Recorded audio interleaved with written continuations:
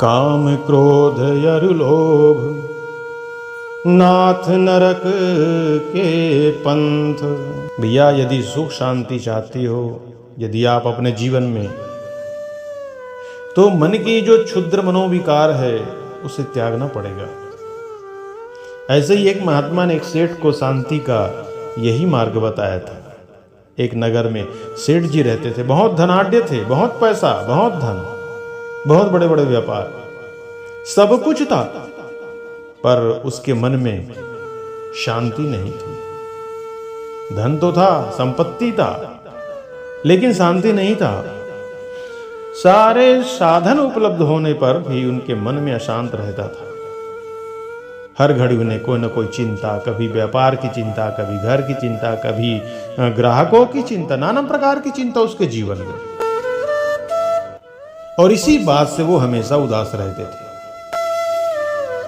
एक दिन की बात है, उस सेठ का एक पुराना और घनिष्ठ मित्र था, उनसे मिलने के लिए उनके घर आया। उसने अपने मित्र का बड़ी चिंता देखकर और चिंतित चेहरा देखकर उनका हाल पूछा कि अरे सेठ जी, आप ठीक तो हो? क्या बात है, आपके पास तो सब कुछ है, धन है, संपत्ति है, जमीन है, जायदाद है, व्यापार है, परिवार है, लेकिन आपके मन में जरूर कोई ऐसा चिंता है जो आपको अशांत कर रहा है, आपको आनंद नहीं आ रहा है।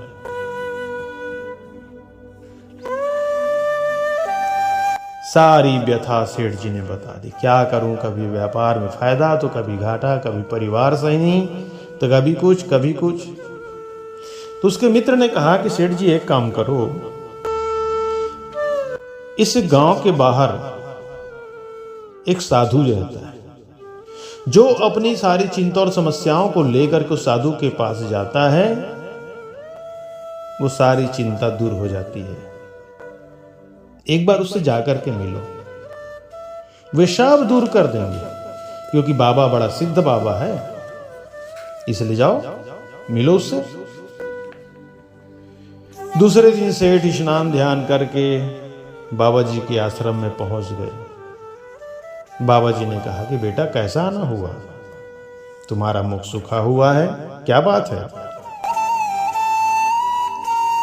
सेठ जी ने कहा निराश भरे स्वर में, क्या करूं बाबा, सब कुछ है मेरे पास, धन है, संपत्ति है, लेकिन मेरे पास शांति नहीं है।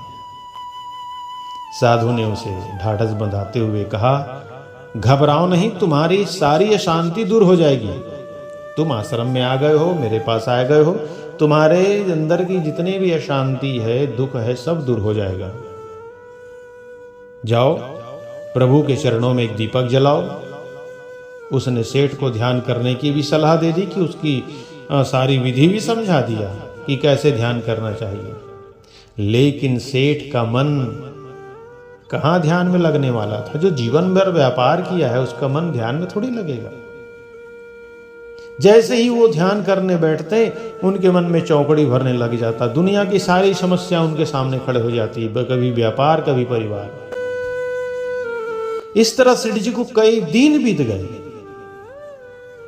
एक दिन सेठ जी ने साधु के पास जाकर ध्यान न लगने की अपनी परेशानी बताई। बाबा, मैं ध्यान लगाने बैठता हूं तो ध्यान में भगवान नहीं बल्कि व्यापार दिखने लग जाता है। बाबा ने सुनकर के चुप रह गए। सेठ परेशान थे। वे साधु के साथ आश्रम में ही टहलने लगा। जैसे ही टहल रहे थे कि सेठ के पैर में एक कांटा चुभ गया। सेठ जी रोते रोते बड़े दुख के कारण वहीं बैठ गए और हाय हाय हाय करके पैर पकड़कर चिल्लाने लगा। स्वामी जी ने कहा, साधु ने कहा कि अब मैं क्या करूं, बड़ा दर्द हो रहा है तुम्हें? बनिया ने कहा, हाँ बहुत दर्द हो रहा है। साधु ने कहा, चिल्लाते क्यों हो बेटा, कांटे को खींच कर निकाल दो। सेठ जी कड़ा करके कांटे को निकाल दिया, उसे आराम मिल गया। तब साधु ने गंभीर स्वर में कहा, सेठ जी तुम्हारे पैर में जरा सा कांटा क्या चुभा, तुम बेहाल हो गए?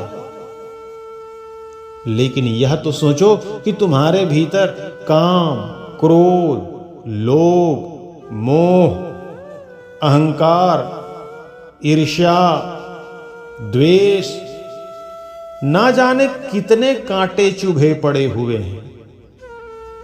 जब तक उन कांटों को नहीं निकालोगे तुमको शांति नहीं मिलेगा। पैर के कांटा तो तूने निकाल करके ठीक कर लिया, लेकिन मन में जो कांटा है, शांति तो मन को आनी है, आनंद तो मन में आना है। वहां ये सारे कांटे हैं, उनको कब निकालोगे? और जब तक मन के कांटा नहीं निकलेगा, काम, क्रोध, लोभ, मद, मोह, ईर्ष्या आदि, तब तक तुम्हें शांति कैसे मिलेगा? जैसे ही सुना, सेठ जी के अज्ञान का अंधकार दूर हो गया। सेठ को शांति का रास्ता मिल गया। वे समझ गए कि अवगुणों के त्याग से ही तुरंत शांति मिलती है। जीवन में जितने भी हमारे अवगुण हैं ना, काम, क्रोध, लोभ, मद, मोह, जब तक मन में है, हम दुनिया के किसी मंदिर में जाएं, कितने बड़े अनुष्ठान कराएं, किसी तीर्थ में जाएं, गंगा स्नान करें, जब तक हमारे मन के विकार दूर नहीं होगा, ईश्वर भी हमारे साथ नहीं देगा। तो मन का विकार दूर कैसे होगा? मन का विकार दूर होगा सत्संग से। जिस प्रकार से सेठ जी ने साधु की सत्संग किया तो मन का विकार दूर हो गया, उसी प्रकार से हर जीव यदि कोई सत्संग करता है, इसलिए कहते हैं कि सत्संग से अच्छी जगह कहीं और नहीं है। जहां विवेक की जागृति होती है, अज्ञान का नाश होता है और ज्ञान का उदय होता है। इसलिए सत्संग जीवन में बहुत जरूरी है। शांति की रास्ता सत्संग से ही प्रारंभ होती है। इसलिए बीता हुआ समय और कहे हुए शब्द कभी वापस नहीं बुलाए जा सकते। इसलिए जो बीत गया बीत गया। आगे हमें क्या अच्छा करना है? अच्छी सत्संग करना है, साधुओं की सत्संग, ब्राह्मणों की सत्संग, गुरुओं की सत्संग। क्योंकि गुरु, ब्राह्मण, आचार्य और ईश्वर, इनके प्रेम में ही डूब जाना ही भगवान का रास्ता खोलता है। क्योंकि भगवान कृष्ण को भी अगर किसी ने प्राप्त किया तो प्रेम से ही प्राप्त किया। गोपियों ने कृष्ण का सत्संग किया, ध्रुव ने नारद का सत्संग किया, प्रहलाद ने नारद का सत्संग किया, अपने गुरु से प्रेम किया, तब कहीं जाकर के भगवान प्रकट हुए। इसलिए जीवन में अच्छी सत्संग हमारे जीवन को बहुत बड़ा लाभ देता है, आनंद देता है और शांति को दे देता है। अगर शांति की रास्ता ढूंढना है तो सत्संग के रास्ते से ही आगे बढ़ना होगा। हरि ओम, राधे राधे।